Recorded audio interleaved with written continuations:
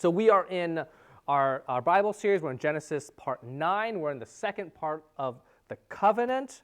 And so yeah, I think we have 15 parts in Genesis. So we're almost there. We're almost there, everybody. Okay, so hey, when you guys are in a discussion, or you see discussions or arguments or people talking about stuff, you don't need to put that up. It's going to be a little bit before I get to that verse. We should try to see both sides. Right? Like that's the mature thing to do, is to sit there and think, okay, this is what I'm thinking, this is what you're thinking, and how do we figure that out, right? Because when we do that, it helps us be calm and reasonable and mature about the issue. And that sounds nice, but it's actually really hard, because that's not how a lot of people operate in this world, right? We're in a world where typically what happens is people pick their sides, and they look at like the evidence that fits their side, and they just hammer that home, right? They don't want to look at the big picture, because they're not really interested in being calm and reasonable, mature. That's not their goal. Their goal is to win, right? It's like, I have an argument, I have my side, we need to win, and so let me just only talk about and look at the evidence that fits that side, right? And of course, this leads to polarization and division, and in the end, no one wins, right? This is just, it doesn't work for anybody, okay? And now, the reason why I'm sharing that is because today we need to look at the bigger picture. It's really easy for us to just kind of focus on small things today. Right? Today we are in chapter 18 to 21 in Genesis, and at first glance it doesn't appear to be about the covenant. Right? It doesn't appear that way, because there's a lot that happens here. There's a lot of individual stories that's going on, and if we lose track of the big picture, then we'll lose track of really an incredible message for us about the covenant. Okay, so chapter 18 and 20, we have 4 chapters today. I hope you guys had a chance to read it. If you didn't get a chance to read it beforehand, or you didn't know like what the chapters were, I encourage you to sign up for our newsletter, which I will always let you know what's the next passage we're going to do. Or if you're here the previous week, I'll just tell you right here. Okay, so we're in chapters 18 to 21. Okay, what we're going to do is we are going to look at the big picture, and then we're going to backtrack a little bit. So it's going to be a little out of order, okay? We're going to backtrack a little bit and then look at some of the other individual stories, right? You can think of some of these other individual stories kind of like side quests. So we have our main quest, which is the covenant, but we don't want to ignore the side quest. So we're going to go back, and so it's going to be a little out of order, but that's okay. All right. So what is happening here, right? 4 chapters. Here's a super brief recap. So very brief, but we don't have time to kind of go into each one. Each one of these you can go into like several sermons. Okay. So chapter 18. Here we have 3 visitors come and see Abraham. Now the really cool thing about these 3 visitors are 2 of them are angels, and one of them is like God Himself, right? And which is really like significant, right? Here, God Himself is visiting Abraham. Can you just imagine, like, this is a big deal in heaven? Did God, does God say, hey, Bob and Bill, come on, we're going to go? Or did He say, hey, guys, I need 2? And people are just like, no, pick me. I don't know, right? But we have 3 visitors, and they go. And what happens is God comes to Abraham to tell him, hey, this promise I gave you, Sarah is going to have a child. Your child is coming. It's coming soon. It'll be here by this time next year, right? You will have a baby. And then God also tells Abraham that He's going to judge Sodom and Gomorrah, right? Because they're wicked, and God's going to come and judge them and destroy those 2 cities. And Abraham pleads with God to spare Sodom because his nephew Lot lives there, okay? So that is the gist of chapter 18. Chapter 19, we actually see the story of Sodom and Gomorrah and God coming and destroying them. And we also see that Lot is saved, right? God sends messengers, angels, to go to Lot to save him. And that's one of those famous Bible stories, if you know Bible stories where Lot runs out and the fire comes down. Okay, and then the end of chapter 18, you have this weird incest situation. We're just going to gloss over that one. That one's a little weird. That one, we're just going to skip over that one. But one of the things you have to remember is this, like I've said before, the Bible is both descriptive, telling you what happened, and prescriptive, telling you what should be happening. That story is descriptive. It's just what happened, not what should have happened. All right. And then we jump into chapter 20. Chapter 20, we meet a new character. It's Abimelech. He is the king of Gerar. All right, it's a local place, right? He's the king there. And Abraham, he pulls another "serves my sister" trick, right? He does it again, right? Sometimes I want to say, come on, man. Like, what are you doing? This is not a good idea. But you know what? We all have our personal struggles. We all have areas in our lives that we just struggle with. Apparently, one of Abraham's struggles is being scared, and then what he always does is say, hey, just tell people you're my sister, okay? That's his deal, but he does this again, and then, that's a problem, right? And God saves him from that. Okay, that's chapter 20. Chapter 21, we finally get to the birth of Isaac, right? That long-awaited promise, it's come true. So Isaac is born in chapter 21, and then Abraham and Sarah send Hagar and Ishmael away because now, hey, that promised child is here. Remember that whole deal with Hagar and hey, why don't you have a child with Hagar? Well, we don't need that kid anymore. And so they send him off. They send off Hagar and Ishmael. God saves them. And then at the end of chapter 21, you have a deal where Abraham makes a treaty with Abimelech that we met in chapter 20 at Beersheba. Okay, that is the very high level. Here is what's happening in the story.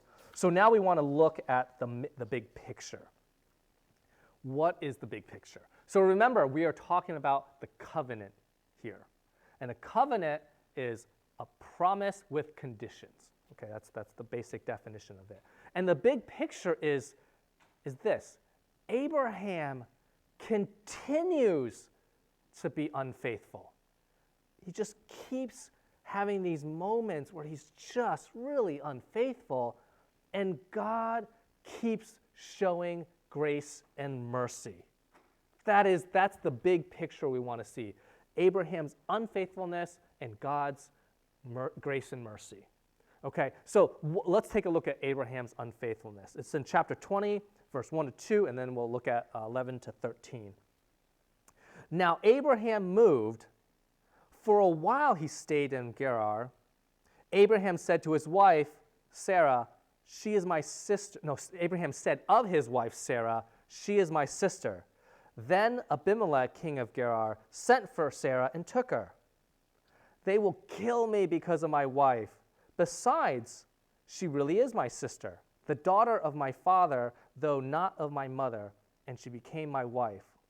I said to her, this is how you can show your love to me. Everywhere we go, say of me, he is my brother. Okay, all right. There's some stuff going on here, okay? So so Abraham tries to justify his lie, right? He tries to justify it by saying, well, Sarah is kind of like my sister. She's like my half-sister. Now, I do want to pause here for a moment. In our world and culture today, that's not okay. We don't marry the half sibling. This is a whole different time. We can talk about what does that mean, that kind of stuff. But just in case you're sitting there going what? Your eyes are bobbing out. Sarah's your half sister? It's it's a different time. Okay, so if that bothers you, talk to me and we'll just explain how that stuff works. We don't do that today. Okay, all right. But here's the thing that part of me wonders, what's worse, a lie, just a lie, or the kind of lie Abraham said, right? He tries to justify it with a technicality. People do that today. People do that well today and get away with it. But like we all sit there and go, oh, I know what you're trying to do. I know the deception that this like half-truth lie kind of thing was built on, right? And sometimes we that's like even more like terrible than just like a straight lie about it, okay? And it's one of those things where we can sit back and like, come on, Abraham, we know what you're trying to pull. We know it's not, you weren't saying, well, technically, no, it was based out of fear because you were trying to deceive people so you could save yourself, okay? That's why it's like, come on, man, like, come on, Abraham, do better. But you know what? Abraham's unfaithfulness is really a picture of our unfaithfulness. We're no better, okay? And so that's Abraham's unfaithfulness. Let's take a look at God's grace and mercy. And we're still in chapter 20. We're going to read 3 to 6 and then later 14 to 16, okay? But God came to Abimelech in a dream one night and said to him, "You are as good as dead because of the woman you have taken. She is a married woman." Now Abimelech had not gone near her, so he said, "Lord, will you destroy an innocent nation? Did he not say to me, 'She is my sister'? And didn't she also did he not say to me, 'She is my sister'? And didn't she also say, 'He is my brother'? I have done this with a clear conscience and clean hands." Then God said to him in the dream, "Yes, I know you did this with a clear conscience. So I have kept you from sinning against me. That is why I did not let you touch her." And then in 14 to 16, then Abimelech brought sheep and cattle and male and female slaves and gave them to Abraham. And he returned Sarah, his wife, to him. And Abimelech said, "My land is before you. Live wherever you like." To Sarah he said, "I am giving your brother 1,000 shekels of silver. This is to cover the offense against you before all who are with you. You are completely vindicated." Right? And so here, so Abraham does this again, this treachery, this deceit, and God saves Sarah again. And not just that, but again, they increase in wealth. Right?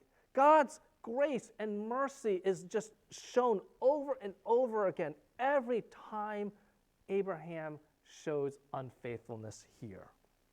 And so the message for us is really simple. It's God's grace and mercy.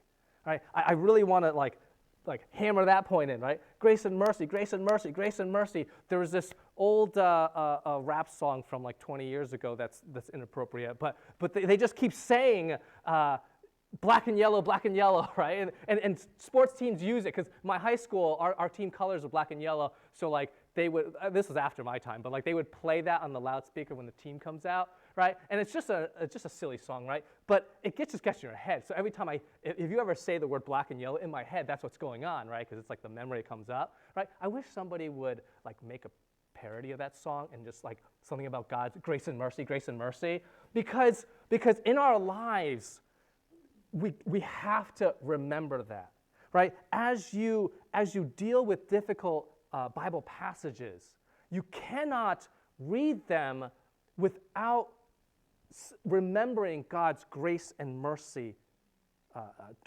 in the same time, right? We cannot judge God's judgment apart from God's grace and mercy.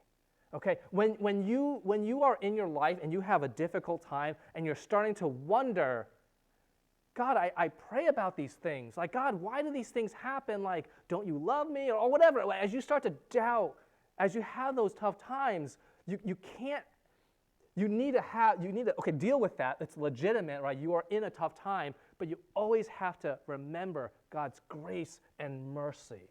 That's how you deal with difficult passages or tough times in your life. In a way that is really helpful and good and biblical, right? Is to always remember God's grace and mercy. And so what's happening in the rest of the story, okay? And so these are like the little side quests. So now we were going through chapter 20, and now we're going to have to go back, and then we'll go past chapter 20. So this is where it gets a little out of order, right? But here's like the different areas where we see God's grace and mercy, right? Let's go back to chapter 18, right? Chapter 18 when the three visitors visit Abraham, right? Here we see Sarah, she stops believing in God's promise. In fact, when she's listening to God telling Abraham, hey, that child I promised, by this time next year, bam, right? She's hearing this, and she doesn't believe it, and she laughs. And then God calls her out on it, and she lies about laughing, right? And so you think about this, right? Sarah stops believing in God's promises, and then laughs at God. I mean, nobody likes to be laughed at, but it's like to laugh at God, that's a pretty bold move there, right? And then lies about it, and yet God's grace and mercy, God still gives Sarah this child, even though she has stopped believing, right? In chapter 19, this is when God destroys Sodom and Gomorrah. God spares Lot. And there, you see grace and mercy there because, first of all, Lot chose to live there. Lot saw the people there, saw their wickedness, and thought, yeah, that's a good place to raise a family.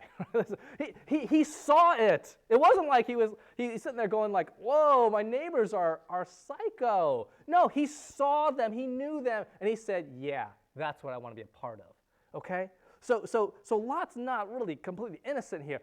And when the angels say, hey, Lot, it's time to go, we got to go, Lot hesitates. He hesitates. The angels literally had to grab him and say, we have to go now. Lot did not want to leave, right? And so you would think, if God said, Lot, fine. If you like it here so much, you deserve to be here, right? No, God doesn't do. God's grace and mercy on Lot, right? He saves him and his family. In chapter 20, we see God's grace and mercy on Abimelech, right? And so we talked about that earlier, but one of the things I didn't mention earlier is this. God actually called Abraham to pray for Abimelech. Now, let's not pretend Abimelech is like a super innocent person, like, oh, I didn't know. Like, he's still somebody who thinks, yeah, I can just take whatever woman I want, right? That's still how he thought, right? And when this happens, God spares Abimelech's life, but then calls Abraham to pray for him. And then in chapter 21, God saves and provides for Hagar and Ishmael. Remember, Ishmael is not the promised child. This was never a part of God's plan, and yet, okay, you've made this mistake, and Sarah gave Hagar to Abraham, right? This happened. God still shows grace and mercy and provides and saves Ishmael. And now it's not just like grace and mercy on Hagar and Ishmael, but it's also mercy on Abraham and Sarah. Because Abraham and Sarah, they kick Hagar and Ishmael out. And if you think about the situation, okay, they're in a desert. It says they're in the desert, and it kicks them out. And then Hagar and Ishmael, they almost die out there, and God saves them, right? Did Abraham have to do it that way? No. Abraham's wealthy. If he really cared, he could have easily said, hey, we got this situation. I got Isaac here. He's the promised child. I probably should have done this, but it is what it is. So I'm going to do you right. Let me at least take some of my wealth, some of my servants, and let me get you started in life, so you can live and prosper, and you just can't be here because you're not the promised child. Blah blah blah. Right? Abraham could have done that. No. What does he do? It's like, here's a water bottle and a little food. Oh, it's a desert. Yeah, we're not going to wait. Just go now, right? Like Abraham, in the way they kicked out Hagar and Ishmael, it was pretty much a death sentence, right? And then they almost died.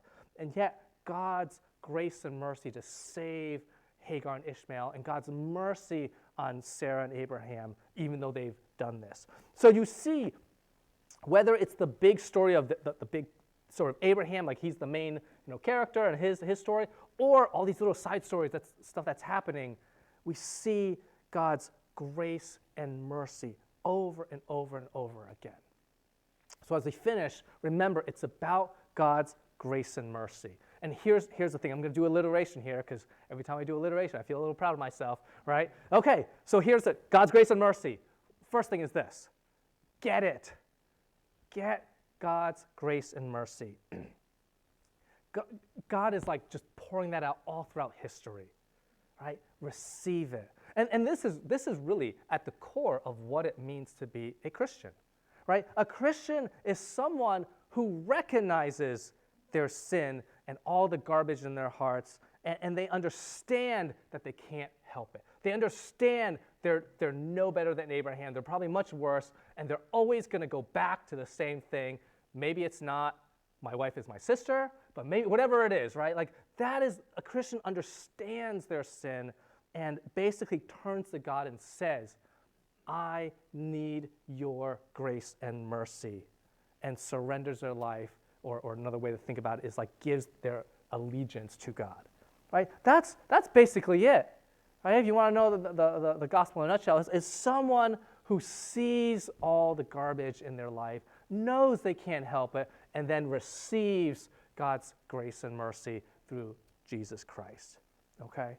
So if that's new to you, that's what it is, right? And once you do that, God wants to pour that out on you, right? A lot of times we think, especially like people who kind of grow up in the church, sometimes we have this attitude of we want people to have to like, we will never say do stuff because that's like salvation by works, but we also don't want it to be so cheap because that's like cheapening grace. But in some sense, God is like, yes, grace costs everything, right? The death of God's only Son, right? But God wants to pour it out on us. And so get it. Get God's grace and mercy. That second one is gratitude, right? Thank God for his grace and mercy. And this is a daily act, okay? This is something that is so easy for us to, at one time in our life, say, oh yeah, that's great, and then just move on with our life and then forget, right? That attitude of thankfulness and gratitude, it has to be done every day, because every day we continue to be unfaithful, and every day God continues to pour out his grace and mercy on us. And so that's a daily act, and what happens is this, and if you're wondering like, well, am I doing it? I don't know. One of the ways you will see a thankful heart and your gratitude kind of come out is going to be in your life and worship, right? If you are really thankful for God's grace and mercy, you're going to be a thankful person on other stuff. And when you're in like a setting like church, or when you're in the body of Christ in worship, it's going to come out, right? Because when you understand you have God's grace and mercy, you just know the whole point, right? You didn't deserve it, right? And if you didn't deserve it, you're going to be more thankful, right? When you like earn money in a career and you just like buy something, you're not thankful. You're happy you have this nice thing, but you also kind of feel like, yeah, I worked hard for this, and I bought it. Boom, look at this thing, right? Look at my giant, 128-ounce Stanley Cup, right? Look at it. I bought this. I have a loan on this. That's how expensive it is, but I bought it with my own money. Right? You're not thankful. You're just happy, right? But if somebody gave you that, right, it's a difference, right? And so that's gratitude. We gotta have that. Thank God for his grace and mercy. And the last one is this: give it out, right? Give grace and mercy to others. And this is really our calling, right? Remember, grace is an undeserved gift, right? So it's something you give, right? And it's when I say give grace, I don't necessarily mean like a physical gift, right? It could be, right? But it could be your time and your attention, your resources, your expertise, whatever, right? But like give out grace, right? Or if people treat you poorly, actually, God calls us to give them grace, right? If they treat you poorly or rude to you, whatever, they don't deserve your grace, but God says, do it, right? And then mercy. Mercy really is just compassion for those who do not deserve it, right? Are there people who we are just a little bit annoyed at? And they don't really deserve this compassion because they really are like, XYZ, right? God says, no, have mercy. Like, if we have received God's grace and mercy, we should be thankful, and then we should give out that grace and mercy to others. So let's pray.